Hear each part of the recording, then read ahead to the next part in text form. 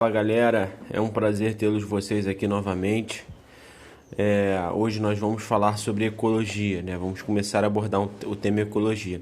Antes de mais nada, galera, foco intenso nesse tema, porque é um tema que com certeza vai estar presente no Enem, tá? No Enem, ele cai mais de 50%, mais da metade da prova está relacionada à ecologia. Então você precisa saber dominar todos os conceitos que está presente nesse bloco aqui, tá bem? Então vamos começar falando com alguns conceitos. Habitat, o que seria habitat? Habitat lembra hábito, habitar, né? Habitat é onde o ser vive, né? O local onde o ser vive no ecossistema, ou seja, é a casa, tá? É a casa onde o animal irá viver. Fatores abióticos são fatores sem vida. Quais são esses fatores sem vida? Rocha, pedra, água. Fatores bióticos são fatores com vida, né? Árvore, animais e tudo mais. Ecossistema. O que é ecossistema? Ecossistema é um conjunto de fatores abióticos mais bióticos. Tá? Fatores abióticos mais fatores bióticos. Fotossíntese. Fotossíntese ela vai ser realizada pelas plantas, tá? E a fotossíntese é quando você tem, quando a árvore, né? Vamos fazer um desenho aqui. Ela pega água e gás carbônico e o transforma em quê? Glicose, que ela vai usar para a produção de energia, e oxigênio, que ela vai liberar para o ambiente, tá? E nicho ecológico? Nicho ecológico seria o habitat mais o costume de vida. Como assim costumes? Local onde mora mais costumes. Nicho ecológico seria, por exemplo, a onça pintada. Ela vive na floresta amazônica. Floresta amazônica é o habitat. E além dela viver na floresta amazônica, ela se alimenta de macacos, ela costuma caçar durante a noite e repousar durante o dia. Isso é nicho ecológico, é o costume daquele animal, é a rotina daquele animal, tá? Então toda vez que você falar em nicho ecológico, você tem que lembrar de rotina, é a rotina do animal, tá bem? E os animais no ecossistema, eles se relacionam entre si, né?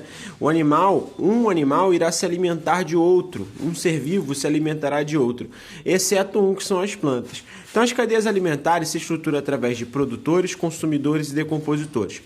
Produtor, o próprio nome diz, produz. Quem seria o produtor? As plantas. Então os vegetais, eles são chamados de produtor. Por quê? Porque eles fazem fotossíntese. Eles são seres chamados de autotróficos. O que é um ser autotrófico? É um ser que produz seu próprio alimento. Em compensação, os consumidores, eles podem ser consumidor primário, secundário, terciário, quaternário. O que vai direcionar ele para esse número? É o seguinte: o consumidor primário é aquele que se alimenta de plantas, são seres herbívoros. O consumidor secundário é aquele que come o consumidor primário. Então ele é um ser carnívoro. E o consumidor terciário come o consumidor secundário, também é um ser carnívoro. Então todos os consumidores, eles não são seres autotróficos. Por quê? Porque eles não produzem seu alimento, eles não fazem fotossíntese. Eles são chamados de seres heterotróficos. Beleza? Heterotróficos não produzem seu próprio alimento. E existe um outro ser que ele vai consumir todos os seres da cadeia, só que consome esses seres quando eles morrem. Eles renovam a matéria orgânica do ambiente. Eles devolvem a matéria orgânica para o ambiente. Eles reciclam a matéria orgânica. São os decompositores, tá? E quem são os decompositores? Os decompositores são os fungos e as bactérias que reciclam a matéria morta. Agora, nem sempre vai ser tão bonitinho assim. Produtor, que é consumido pelo consumidor primário, que é consumido pelo secundário, que é consumido pelo terciário, e todo mundo é consumido pelo decompositor. Pode vir uma teia alimentar, ou seja, uma bagunça. Todo mundo vai comer todo mundo, quase, né? E aí você tem que seguir sempre uma ordem para definir as coisas. Por exemplo, primeira coisa que quando você pega uma cadeia ou uma teia alimentar é você achar o produtor.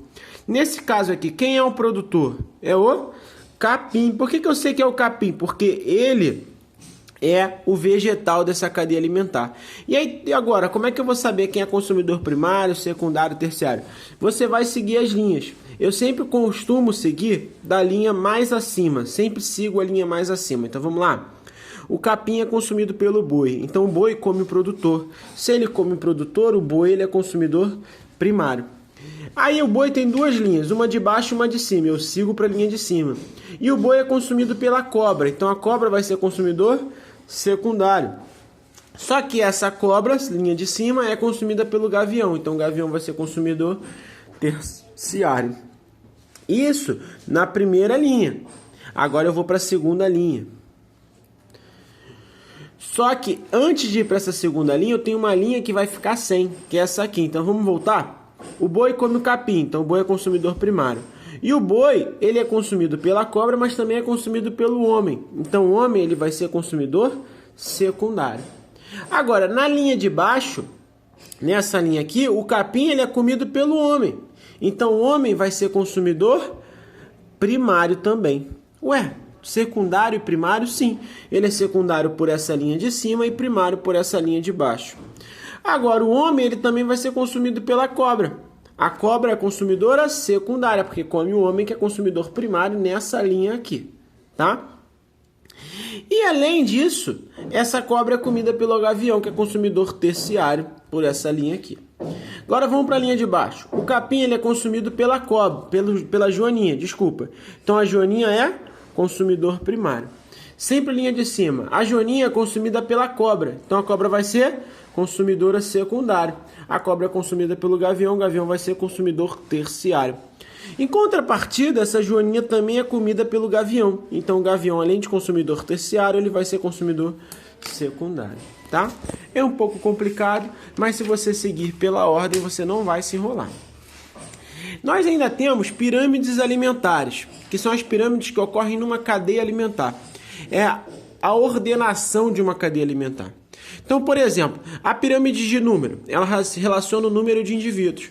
Então, por exemplo, essa pirâmide de número é muito variável, ela pode ser linear ou não. Olha um exemplo aqui. Eu tenho 3 ipês, nesses 3 ipês vivem 1000 besouros, que são consumidos por 20 aves. Ou seja, não é uma pirâmide linear.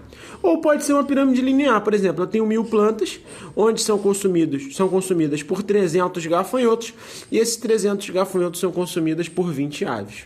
Tá? Isso é a pirâmide de número de indivíduos.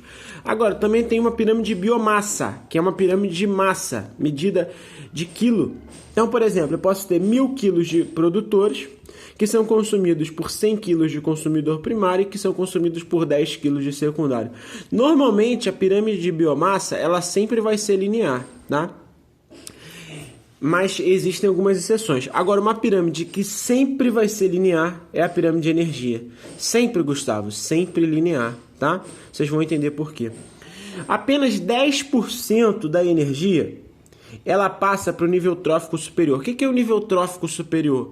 É, por exemplo, aonde esse indivíduo está na cadeia alimentar. Os produtores, eles ocupam o nível trófico primário.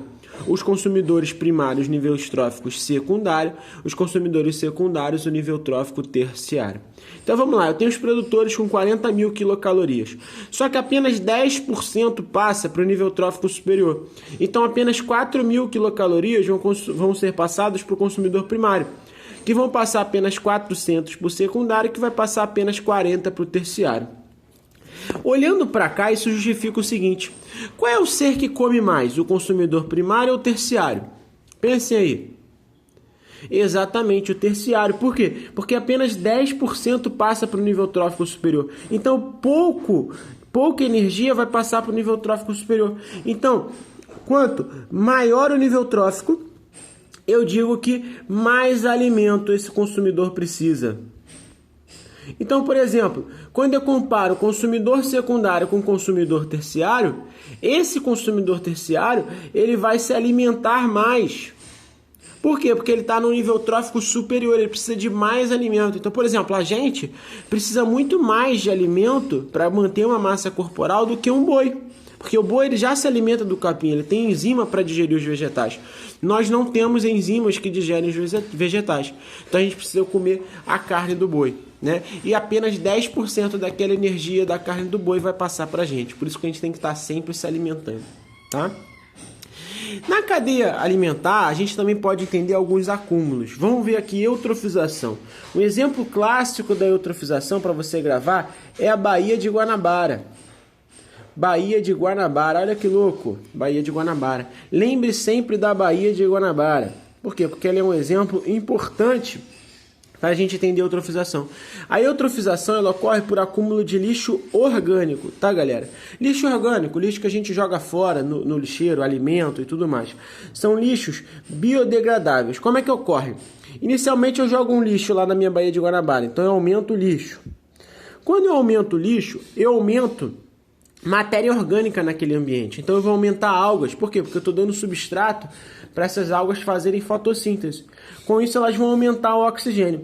Se eu aumento o oxigênio, eu gero proliferação de bactérias, porque tem lixo e porque tem oxigênio, mas bactérias aeróbicas, que são bactérias que dependem de oxigênio. Conforme essas bactérias aeróbicas vão aumentando, elas vão consumindo o oxigênio e vai reduzindo a proliferação de água. Além do que, aquelas algas e aqueles lixos, eles obstruem a passagem de luz para aquele ambiente. Com isso eu reduzo o oxigênio e reduzo a fotossíntese, gerando morte de algas. Se tem morte de algas, eu tenho menos fotossíntese ainda. Tenho menos oxigênio. Se eu tenho menos oxigênio, eu gero proliferação de bactérias aeróbicas, gero produção de metano, e esse metano é tóxico para os animais marinhos e vai gerando morte dos animais marinhos, gerando mais lixo. E aí esse ciclo ele vai se repetindo eternamente. Tá? Por isso que é tão difícil despoluir a Baía de Guanabara, porque uma vez que ocorre a eutrofização, é muito difícil reverter esse processo. Agora, eu tenho um outro tipo de acumulação que é a magnificação trófica ou bioacumulação, tá, galera? É um termo que gosta de ser cobrado na UERJ. A UERJ gosta muito desse termo, bioacumulação. O que é isso? É o acúmulo de lixo, só que agora é lixo inorgânico, não biodegradável. Por exemplo, mercúrio, Hg. Então, por exemplo, eu tenho algas. Essas algas acumulam 10 gramas de mercúrio, só que só apenas 10% de energia passa para o nível trófico superior. Então isso significa que o consumidor primário vai ter que se alimentar de 10 vezes da alga para consumir 100% de energia. Então ele vai acumular 100 gramas de mercúrio. Em comparação, o salmão ele precisa se alimentar 10 vezes o número de sardinha, e aí ele vai acumular 1 quilo.